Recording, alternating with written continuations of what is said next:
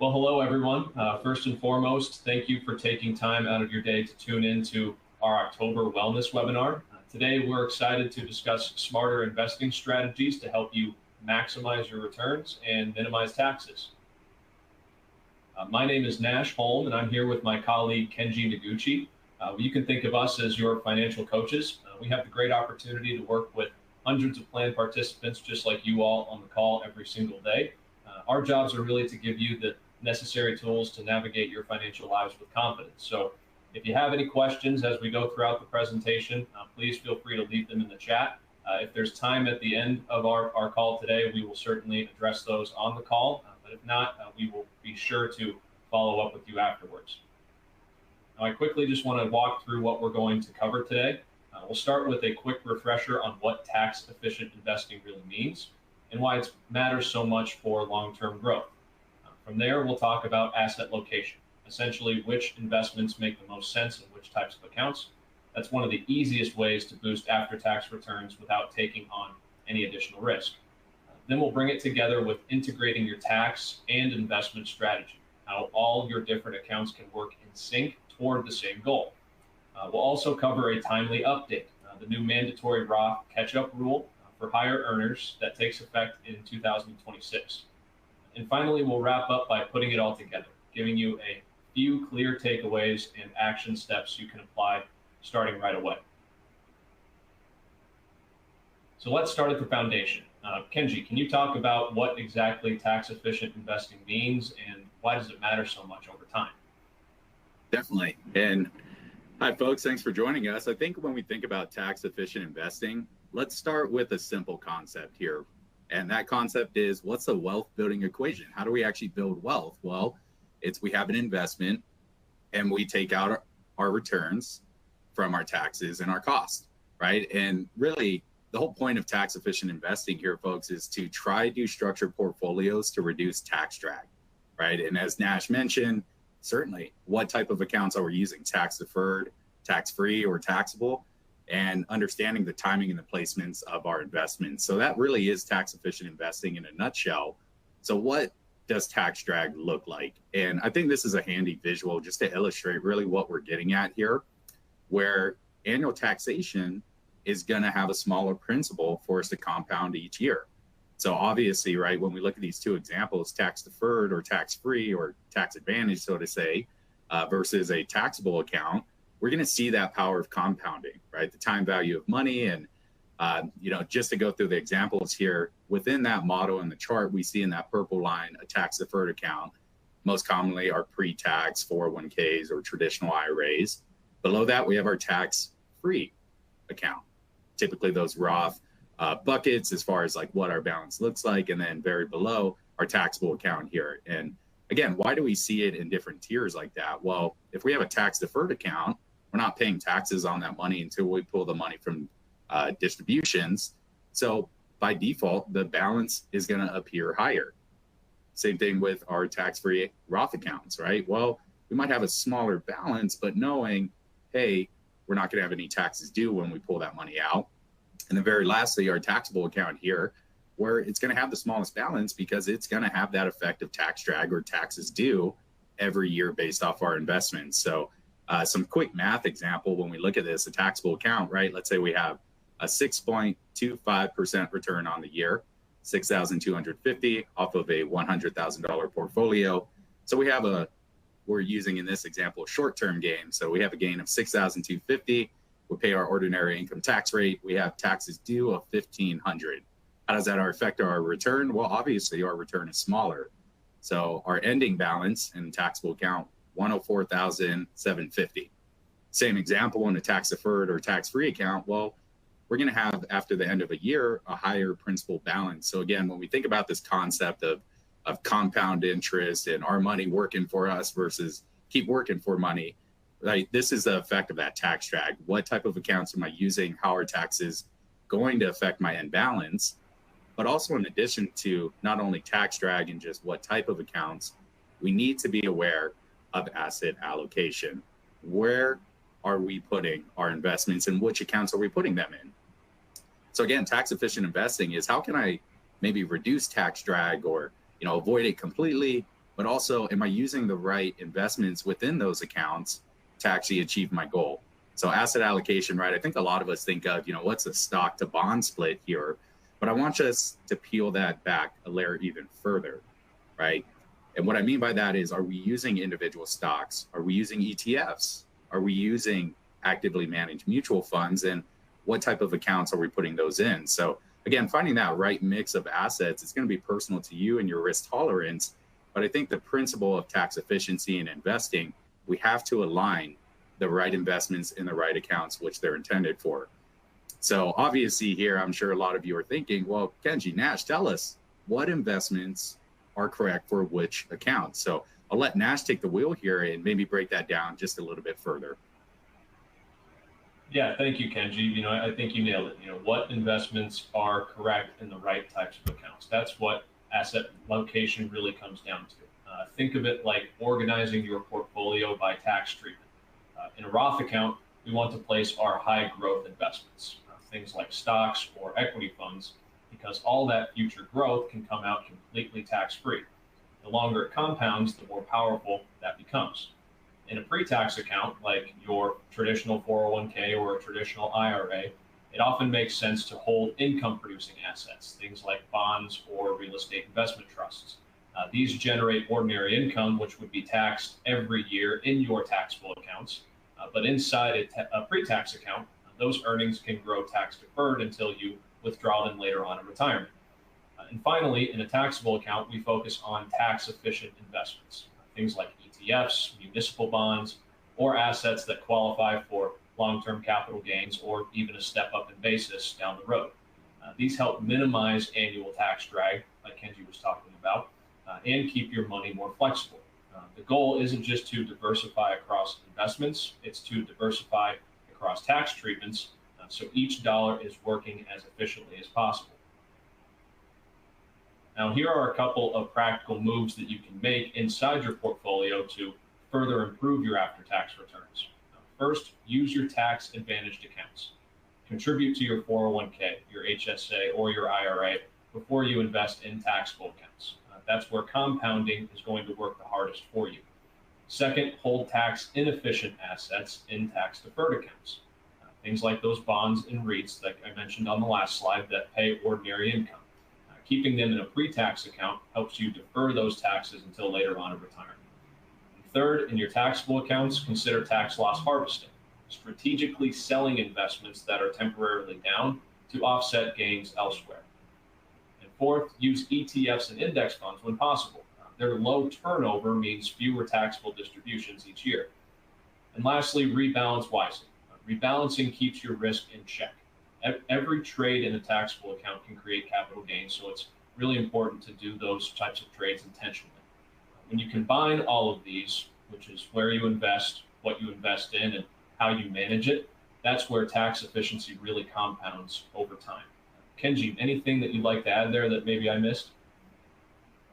I think you hit all the major points here, right, folks? And I think, as we dive into the principles again of, okay, well, what type of accounts, what type of assets within them, it gives us a lot of clarity. And, maybe I'll just add some flavor here to this slide because, I think in the real world, most of the time the conversations that Nash and I have or people ask us is like, well, how does this actually look? Like, what are some of those common pitfalls, technically speaking, with these types of accounts or investments? Like, what should we be aware of? And, for me, certainly one thing I think of is, again, that timing, right? Are we holding an investment in a taxable account for less than a year? We have to be aware of the short-term gain treatment versus long-term capital gains. Maybe even wash sale rules. I see that happen a lot where essentially a wash sale, right? You're selling a security for a loss, but then you repurchase that same security within 30 days. Well, that disallows the tax loss, right? We just increase our cost basis. Is that going to affect our strategy or tax efficiency? It might depend, but those are typical technical sides that we see as far as like the accounts and the investments. And, we certainly want to address the behavioral pitfalls that we see too, where, especially in today's market, we always say it's an up and down bunny market where a lot of folks are humans. And as investors, we react emotionally typically. And is that in our favor? Typically not, right? We certainly want to be aware of, are we being emotional? Are we following our strategy? Are we locking in losses when we don't need to, XYZ. But the other, addition to that is chasing recent performance, right? What's the new hotness of the week or of the month? And, am I changing my strategy to these other sectors or investments because all the news headlines and CNBC is talking about it, where, hey, is that going to change my tax efficiency within the account? Again, ignoring that tax impact of fund turnover, we kind of talked on that, where it's, why would you have a very active, high turnover mutual fund in a taxable account, right? Well, you really shouldn't in practice, because now you can't control maybe the taxation of those distributions or gains. So again, being aware of that, what type of accounts and the timing, it certainly makes a difference. And these little pitfalls or technical pitfalls that we see have an everlasting impact. And again, our message to everyone here is that we have to find that balance of tax efficiency as well as that risk and liquidity that we might need, especially if we're thinking about retirement down the road. So again, all these principles we'll pull together here for you folks and say, okay, I think we have the basic concepts down. How do we actually integrate these ideas with our investment strategy, or maybe move forward and find planning opportunities that are going to improve our life or financial plan? So Nash, maybe you can dive into some of those strategies that we typically see. Yeah, absolutely, Kenji. I think there are a handful of advanced strategies beyond the core tax efficient principles that we've talked about so far that can really make a big difference for anyone looking to fine tune their plan. The first is a donor advised fund, or a DAF. This lets you contribute appreciated assets like stocks or mutual funds. You get an immediate tax deduction and then decide over time which charities to support. It's a great way to combine giving with tax planning. Next is a qualified charitable distribution, or QCD. Once you reach age 70 and a half, you can give directly from your IRA to a charity of your choosing. The gift counts towards your RMD, but it never shows up as taxable income. It's one of the most efficient ways to give later on in retirement. Another smart move is tax gain harvesting, which is kind of opposite of tax loss harvesting.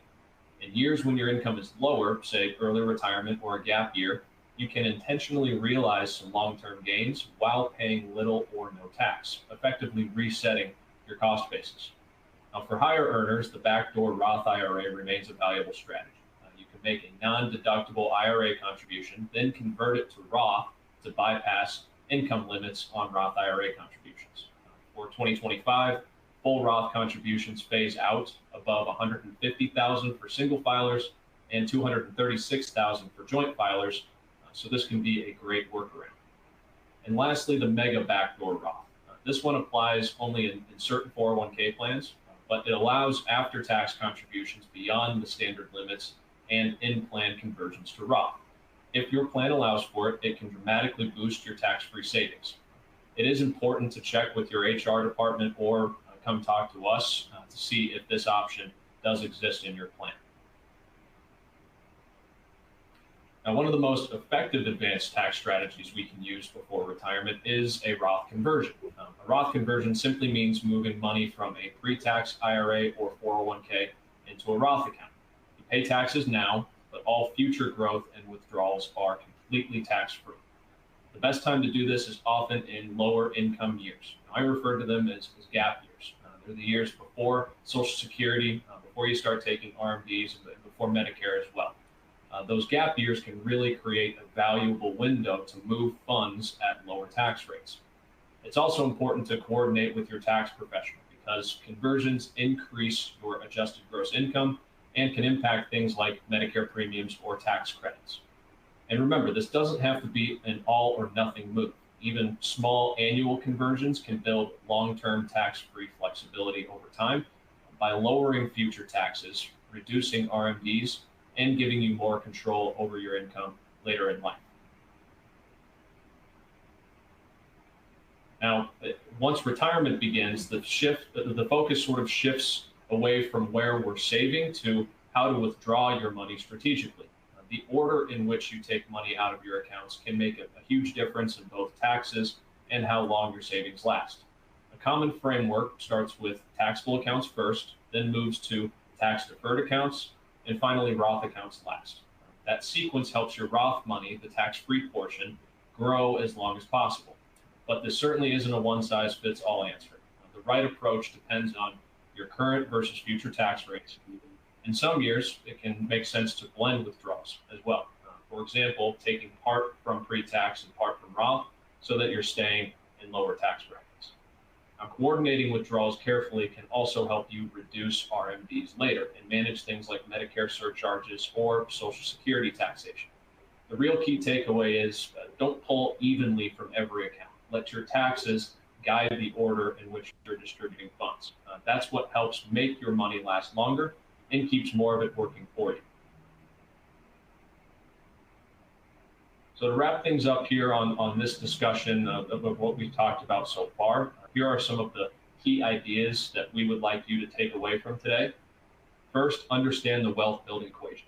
Growing wealth isn't just about what you earn, it's about how you save, invest, and manage taxes over time. Second, focus on your 3 A's: accounts, allocation, and awareness.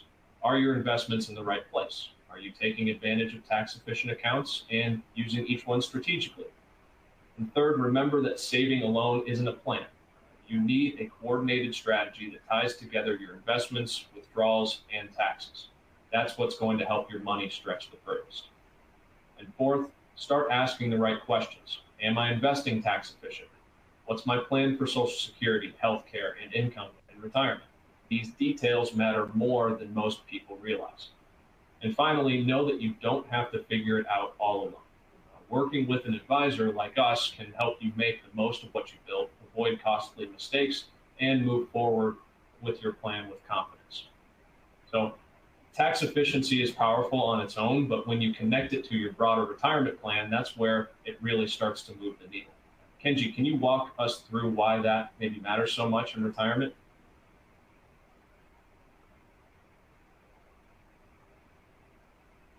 Sorry, Kenji, I think you might be muted. About that, folks. Thanks, Nash. I really do think you hit all the right points there as far as like, what's a concept? What are we trying to achieve here? And, ultimately, I always kind of joke and I say it's kind of like peanut butter without the jelly if we don't have a game plan of the optimization of the withdrawals, right? I think we all might understand the principles of, okay, how do I accumulate wealth? How do I get there? Am I doing the right things? And, most of the time for a lot of people, this is when they seek that professional help, right? They go out to experts and say, okay, I got to bridge that gap now to optimize and replace this income and make sure that I'm going to be self-sustaining, forever X amount of years. So, obviously, again, thinking about the withdrawal sequence side, how long is that going to last? Is it going to reduce taxes if I maybe use that 3-bucket approach? How's my Social Security or healthcare premiums overall affected by doing what I'm doing? And again, I think exactly too, I see we have a question in here for those higher earners. And I think this is just so perfect timing for us talking about tax strategy, especially with new regulation and tax laws coming out into the start of the next year. So hopefully this answers your question. If not, certainly let's have that conversation further. But we're keeping our heads on the swivel because as the start of January 1st, 2026, we are going to have mandatory Roth catch-up contributions. So really what this means is, hey, if you're an individual deferring the maximum deferral limit into an employer-sponsored retirement plan, and you typically make catch-up contributions, well, now starting into the new year, all those catch-up contributions have to be made in Roth. So make this even more clear. Again, January 1st, 2026, if you have made $145,000 or more in the prior year from your employer, well, then you would be coined or termed as a highly compensated employee. So knowing that, right, okay, if we're age 50 or older and we're doing catch-up contributions, I made more than $145,000 last year, I intend to do more catch-up contributions into the new year, just know they have to be as Roth. So, certainly the checklist for you to do is, one, ask your employer, ask your HR, do we even have Roth as an option? Because if they don't add Roth as an option, you can't make catch-up contributions. Okay. So again, but we mentioned this because I think this rule is pertinent, especially if, hey, we're kind of the home stretch of retirement. We want to maximize our savings, stuff as much of that money into the accounts that we can. Well, we have to be aware, hey, we're going to pay taxes. Is that going to bump our tax rate or not? Who knows? but certainly something to keep your head up on the swivel on, folks. So again, mandatory Roth catch-up contributions, that starts right into the new year. And, I think as we move forward here, I think thinking about, well, what do we do, right? Like, what is the true action steps that we need to be taking as investors here? And we always like to give you folks these steps here. So starting off, review your financial inventory. What's available to you? What do you have now, right? Thinking of that account type. Are they going to give me tax drag or not? And then aligning your investments within those types of accounts, right? Again, as we talked about, is it a mutual fund and a tax deferred account, or is it a municipal bond and a taxable account, right? Are we using those investments in the right way? And then, of course, we have to understand our timeline. How long do we have until we have to take this portfolio that we've been growing for wealth to converting it now to income for us? How long do we have? Do we have opportunities for some of those advanced tax strategies or not? Just be aware of that timeline here, folks. And then I know Nash touched on optimizing the withdrawals. Maybe I'll just pitch this back over to you, Nash. I mean, what do you think about points 4 and 5 as well? Yeah, certainly, Kenji. I think that point 4 there, optimize your withdrawals for tax efficiency, is so important. Utilize those 3 buckets that you're building up throughout your career. Remember, don't just pull from each account evenly every year. Have a real plan for how you're withdrawing your money so that we can stretch it as far as it can last. And lastly, take action on what you've built. If you're not sure where you should be starting, come see us. We can make sure you're starting down the right path for your own personal situation. I just want to reach out. I just want to remind everybody, we highly encourage you all to sign up for our remaining webinars to close out the year. All of our sessions are designed to help you take small, actionable steps towards stronger financial wellness. And the best part, each one builds on the last. So our next session is on November 19th. Dream it, plan it, achieve it. Your 2026 financial journey. Then we'll close out the year on December 17th with a 5-step guide to living a happier life.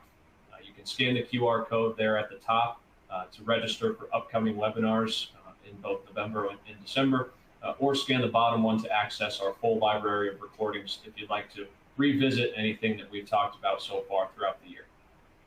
And lastly, folks, I just want to reiterate that we're here to help you. Utilize us as a resource. We want to thank you for joining us today, and we really hope that this session helped you think about new ways to keep more of what you earn and make smarter investing decisions. Now, again, just to reiterate, our team is here as a resource for you. If you'd like to talk through your specific situation, maybe how tax strategies or investment choices can fit into your personal plan, you can scan the QR code there on the screen to schedule a one-on-one session with Kenji or myself or any of our other colleagues. We're more than happy to help you in any way that we can. And we appreciate, I think we do have some time for questions. Kenji, anything that came through? I know you mentioned the Roth conversion for higher earners. Yeah, I think this is a good point to it too. Thanks, Nash. So we had one question here in the chat. Can you please confirm that for high earners, the maximum Roth conversion for 2025 is $8,000? So I think maybe I'll answer this question here. Maybe there's a little confusion. Again, the highly compensated earners is only relevant to if you're doing catch-up contributions within an employer-sponsored plan. Again, 401k, 403b, or 457. Now, as far as how much Roth conversions you can do in a year, no limit. It's up to you. As far as how much you can contribute to a Roth IRA, it's still $7,000 catch-up if you're over the age of 50. So hopefully that clears the air for you, Giancarlo. Another question we had is, are we going to be sharing this slide deck? Absolutely, of course, folks. So if you have any questions, please feel free to email me or Nash. We'll make sure we get you this slide deck as well. So again, beyond that, if there's any other questions or anything that comes to mind, reach out to us. We're happy to respond and get right back to you. Perfect. Thank you, Kenji. We appreciate it. Here's our disclosure slide. But lastly, again, everybody, we appreciate your time today. Have a great rest of your day, and we look forward to talking with you soon. Take care.